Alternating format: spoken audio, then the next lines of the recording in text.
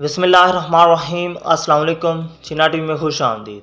پاکستان میں انتقامی سیاست آج بھی عروج پر ہے۔ اس انتقام میں ملک اور عوام کی تباہی، ملک اور عوام کا کیا نقصان ہوتا رہا اور کیا ہو رہا ہے، اور اس کے بعد اعتزاز احسن کا بیان، نئے سوالات عدلیہ پر بھی، اور ریاست کے اندر لوگوں کی خود کی ریاستیں، پھر عمران خان کے گرد بھی گھیرا تنگ کیا جا رہا ہے، وفاق کا ایک نیا فیصلہ، پاکستان کی معیشت تباہی کے دہانے پر، ملک سیلاب سے متاثر لیکن مارچ کے لیے کروڑوں کا خرچ۔ یہ ساری تفصیلات جانتے ہیں، ویڈیو کو لائک کریں، چینل کو سبسکرائب کریں۔ اب آپ پاکستان میں انتقامی سیاست دیکھیں تو صرف ملک میں یہی حالات ہیں کہ ایک جماعت دوسرے کو دبانے اور جھوٹا ثابت کرنے میں لگی ہوئی ہے۔ اس وقت اگر دیکھا جائے تو صرف دو مین جماعتیں، ایک تو پی ڈی ایم جس میں مختلف جماعتوں کا اکٹھ ہوا، اور دوسرے نمبر پہ پی ٹی آئی۔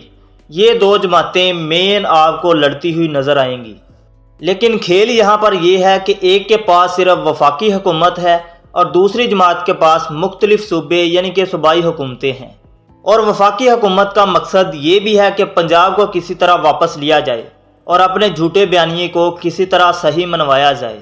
اب پنجاب کو واپس لینے میں ان کا مقصد یہ ہے کہ نواز شریف کی واپسی کو ممکن بنایا جائے، اور آپ دیکھیں تو یہی وہ لوگ تھے جو سرعام اسٹیبلشمنٹ اور عدلیہ کے خلاف بھی جاتے رہے، اور انہی لوگوں کو ریلیف بھی دیا جاتا رہا۔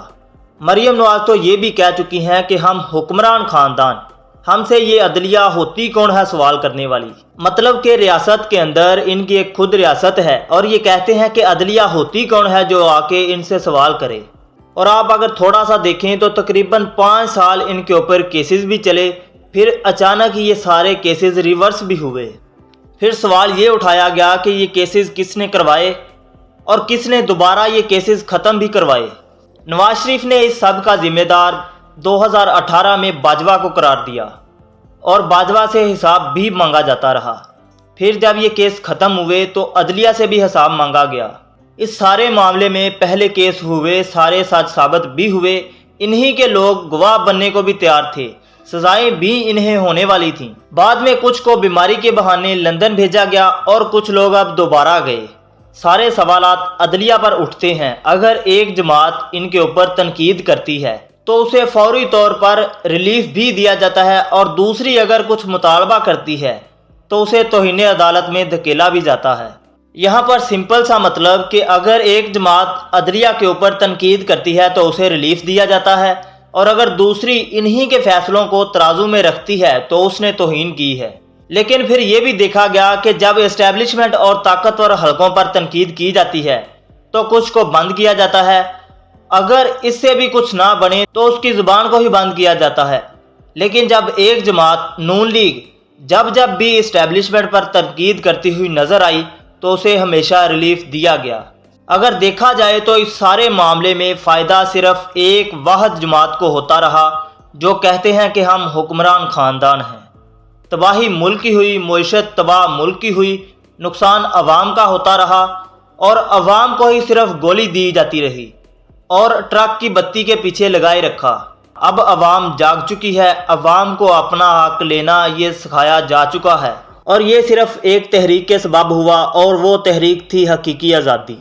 پھر آپ دیکھیں تو رجیم چینج آپریشن کے اوپر بھی سوال اٹھائے جاتے رہے، وہ کون تھا جس نے یہ سب کچھ کروانے میں ساتھ دیا، لیکن معاملہ ابھی تک یہاں تک ہی اٹکا ہوا تھا۔ عوام کی زبان سے یہ چیزیں باہر نہیں نکلتی تھی کہ وہ کون تھا۔ پھر اعتزاز احسن نے ایک بیان دیا میڈیا پر، لاہور میں کھڑے ہو کر میڈیا سے رابطے کیے گئے یہ بیان کسی صورت نہ چلایا جائے۔ اصل میں اعتزاز احسن کہتے ہیں کہ نواز شریف، شہباز شریف اور مریم، ان کے مقدمے تو عوام انہیں اچھی طرح جانتی تھی، اور عوام ان کے مقدموں کو اچھی طرح جان چکی تھی، اور یہ سچ بھی ثابت ہوئے۔ اور پھر یہ بھی کہا گیا کہ ان سب کو آزاد کروانے والا، ریلیف دلوانے والا اور ان کیسز کو ختم کروانے والا باجوہ ہے، اور باجوہ نے یہ بہت بڑا جرم کیا ہے۔ نیب ترامیم تبدیلی بھی انہیں فائدہ دینے کے لیے سب کچھ کیا گیا۔ پہلے یہ اعتزاز احسن کا آپ بیان سنیں۔ کوئی شک ورنہ یہ نواز شریف، شہباز شریف، مریم، یہ مقدمے تو آپ کے میں جس طرح کسی کی تلی پہ لکھے ہوئے ہو، اس طرح یہ لکھے ہوئے مقدمے جن سے ان کو बाजवा साहब ने निकाला है और बाजवा ने एक बहुत बड़ा जुर्म किया ये उसको इनको इस तरह छोड़ना। और मैं ये समझता हूँ कि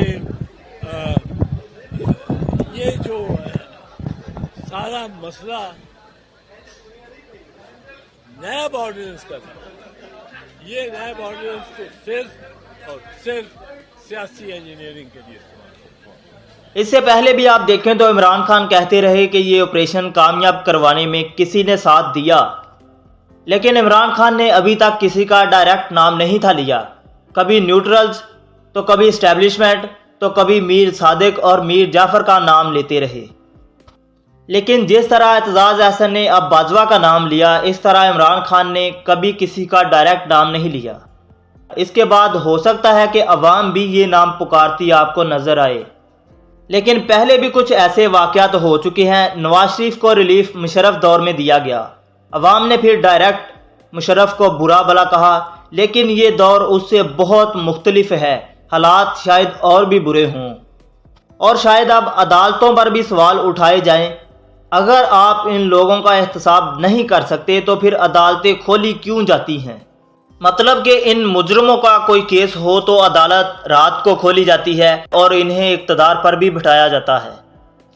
अब सवाल यहाँ पर ये उठेंगे कि अगर आप इनका एहतसाब नहीं कर सकते तो जहाँ से रजीम चेंज ऑपरेशन करवाया गया उनसे फिर ताले मंगवाएं, इन्हें भी बंद कर दें।